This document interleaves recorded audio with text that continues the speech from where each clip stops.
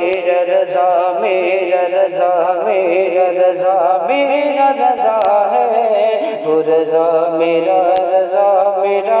اب غوث پاک کہتے ہیں مجھے تقریر ایسی آنے لگی جیسے لوگوں کو الٹی آتی، جیسے الٹی آئے تو آدمی کنٹرول نہیں کر پاتا، فرماتے ہیں ایسے میری تقریر کنٹرول نہیں ہو، میں نے وہاں پر جو ہے وہ محفل سجا لی اور لوگ آتے چلے گئے۔ پہلے آئے تو حجرہ بھرا، مدرسہ بھرا، پھر جامع مسجد بھرنے لگی، پھر میرا منبر اتنے لوگ آئے کہ عیدگاہ میں لے جا کر کے رکھنا پڑا۔ ایک ایک محفل میں 70 ہزار لوگ آتے تھے، اور یہ تو انسان تھے، جنات الگ، اور یہ تو انسان اور جنات تھے۔ غوث پاک 2 مرتبہ جب تقریر شروع کرتے تھے 2 مرتبہ کہتے تھے الحمدللہ، پھر رک جاتے پھر کہتے تھے الحمدللہ، پھر خطبہ پڑھتے تھے۔ وہ کہتے 2 بار الحمدللہ کیوں کہتے ہیں؟ کہا جب میں پہلی بار الحمدللہ کہتا ہوں تو دنیا میں جہاں جہاں بھی ولی رہتے ہیں سب ولی سارے کام چھوڑ کر کے اب تیار ہو جاتے ہیں کہ غوث پاک کا بیان شروع ہو رہا ہے، ہم نے سننا ہے۔ یعنی پہلی مرتبہ کی الحمد پر سارے ولی اٹینشن کہ کسی کا، اب لوگ کہتے ہیں ہمارا لائیو تو لوگ 6 ملکوں میں دیکھتے ہیں، 5 ملکوں میں نے کہا انٹرنیٹ کے بھکاری اگر آج تیرا دیکھتے ہیں تو کیا کمال ہے، میرے مرشد نے تو اپنے زمانے میں پوری دنیا کے ولیوں کو سنایا ہے۔ بے شک، واہ ماشاءاللہ۔ اور ایک بات بتاؤں، صرف سنایا نہیں ہے، دکھایا بھی، ہاں بیان دکھایا بھی۔ آپ کہیں گے کیسے؟ ایک دن ایسا ہو گیا کہ غوث پاک خطاب کر، جب خطاب کرتے تھے تو بڑے جلال میں کرتے تھے، جب واز کرتے تھے بات کرتے تھے تو بہت ٹھہر ٹھہر کے کرتے تھے، اور جب واز کرتے تھے تو جلال کی کیفیت ہوتی۔ 70,000 کا مجمع ہوتا تھا، پہلا آدمی یہاں بیٹھ کے جیسے سنتا تھا آخری آدمی بھی ویسے ہی سنتا تھا۔ 70,000 کا مجمع، یہ ان کی کرامت تھی جو رسول اللہ کے معجزے کی صدقے میں ان کو نصیب ہوئی۔ سب لوگ یکساں سنتے تھے۔ اور ایک بات اور سن، تو بیان تھا جلال میں بیان کر رہے تھے، اور بیان کے درمیان جلال کی کیفیت میں امامہ جو تھا اس کا شملہ یوں نکل گیا۔ ہمارے بزرگوں کا طریقہ یہی ہے، جب یہ واقعہ ہمارے اکثر بزرگ لوگ بیان کرتے ہیں کہ غوث پاک کا شملہ نکل گیا تو وہ ادباً نکال دیتے ہیں، اس لیے نکال دیتے ہیں کہ مرشد کے نکلنے کا ذکر ہو رہا ہو تو ہمارا کیسے سجا رہے۔ تو یہ عذرا ہے، حالانکہ کوئی ضروری لازمی نہیں ہے، میں بھی اپنے آقاؤں کے طریقے پہ چلتے ہوئے ایسا کرتا۔ شملہ نکل گیا، محفل میں جتنے موجود تھے سب نے اپنی اپنی ٹوپیاں اور عمامے غوث پاک کے قدموں میں لا کے رکھ دی۔ آپ کا شملہ نکل گیا تو سب نے لا کے رکھ دی۔ غوث پاک نے بیان کے درمیان پھر شملے کو درست کیا اور فرمایا سب اٹھا لو اپنا، سب نے اٹھا لیا، سب نے اٹھا کے پہن لیا۔ ایک دوپٹہ رکھا رہ گیا، ایک دوپٹہ رکھا رہ گیا، سب نے اٹھا لیا، سب نے پہن لیا، ایک دوپٹہ رکھا رہ گیا۔ غوث پاک نے وہ دوپٹہ اٹھایا، اس کو اپنے کندھے پہ ڈال دیا، کندھے پہ ڈالا تو ایک ہاتھ آیا اور اس نے وہاں سے اٹھا لیا۔ لوگوں نے دیکھا تو پوچھا حضور یہ کیا؟ فرمایا کہ تم ہی نہیں سن رہے تھے، ایک پاس کے گاؤں میں ایک ولیہ وہ بھی سن رہی تھی اپنے گھر میں بیٹھ کے، جب میرے شملے کے ہٹنے سے تم نے اپنے عمامے اور ٹوپیاں میرے قدموں میں ڈالی تو اس نے بھی اپنا دوپٹہ میرے قدموں میں ڈال دیا۔ سبحان اللہ سبحان اللہ ماشاءاللہ۔ بھائی بغیر دیکھے تو یہ کیفیت نہیں پیدا ہو سکتی نا کہ کسی کا امامے کا شملہ کھلا، بغیر دیکھے تو یہ پوزیشن نہیں ہو۔ یہ میرے غوث کی شان۔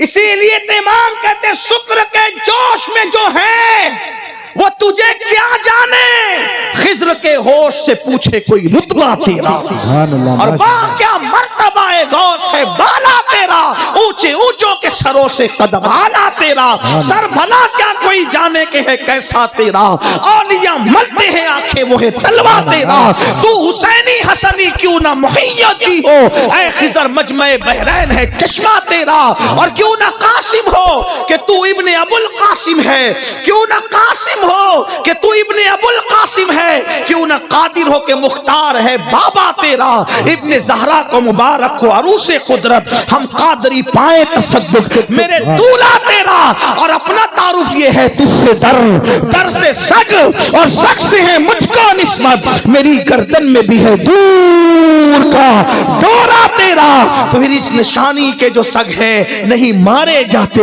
حشر تک میرے گلے میں رہے پٹا تیرا، اور کیا دبے جس پہ حمایت کا ہو پنجا تیرا، شیر کو خطرے میں لاتا نہیں کتا تیرا۔ تو گفتگو اختتام کو پہنچتی ہے۔ سرکار غوث پاک جب بیان کرتے تھے 70 ہزار لوگ، 400 لوگ قلم دوات لے کے لکھتے بیٹھتے تھے غوث پاک کہہ کر رہے۔ بلکہ ایک صاحب نے غوث پاک کے دور میں جنات کی تسخیر کا عمل کیا تھا۔ یہ آپ تھک تو نہیں گئے نا؟ یہ واقعہ میں بیان کر سکتا ہوں نا؟ یہ اتنا بیان کر کے پورا کرتے ہیں۔ ہاں سردی کا موسم ہے، مجھے خیال ہے، کیونکہ آپ عقیدت میں تو بیٹھ سکتے ہیں لیکن ضرورتیں، آپ کا دل ہم سے عقیدت کرتا ہے لیکن آپ کی ضرورتوں کو ہم سے عقیدت نہیں ہے، تو اس لیے ضرورتوں کا خیال کرنا بھی ہماری ذمہ داری ہے۔ تو توجہ کریں، جنات کی تسخیر کا عمل کیا تھا، اور انہوں نے عمل کیا تو جنات دیر سے پہنچے۔ انہوں نے کہا بھئی میں نے تسخیر کا عمل محنت سے کیا ہے، تم دیر سے کیوں آئے؟ کہا اس ٹائم نہ بلایا کرنا ورنہ آئیں گے ہی نہیں۔ کیوں؟ کہا کہ اس ٹائم غوث پاک بیان کرتے اور ہم سب ان کے بیان میں جاتے ہیں۔ کہا غوث پاک کے بیان میں تم لوگ بھی جاتے ہو، جنات بھی؟ کہا ہاں انسانوں سے زیادہ جنات رہتے ہیں۔ یہ غوث پاک ہے۔ ایک مرتبہ غوث پاک بیان کرتے کرتے کہتے ہیں او اسرائیلی نیچے آؤ اور محمدی کا بیان سنتے جاؤ۔ تو کسی نے پوچھا حضور یہ کیا کہا؟ کہا خضر اڑتے ہوئے جا رہے تھے تو ہم نے کہا نیچے آئیے ذرا ہمارا بھی بیان سنتے جائیے۔ غوث پاک، غوث پاک، پھر غوث پاک۔ ہم نے اپنی ہستیوں کو سمجھا نہیں، ہم تو بس چند چیزوں میں لکیر کے فقیر بنے رہے۔ یہ آقا لوگوں کی عظمت سمجھو اور ان سے جڑو، اور ان سے جڑنا صرف نعرے نہیں، بہت نعرے ہو چکے۔